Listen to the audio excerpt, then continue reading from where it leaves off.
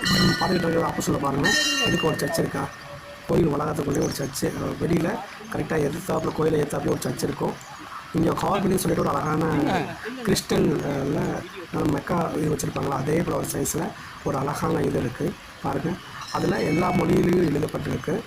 அதில் தமிழ் படிச்சுட்டு இருப்பாங்க ஹார்மனி இங்கிலீஷ்க்கு. பாருங்கள், நிறைய பேர் எல்லாம் எடுத்து ஃபோட்டோ எடுத்துக்கிட்டு இருந்தாங்க. நான் அதில் கலந்துக்கிட்டேன். பாருங்கள், இதான் வந்து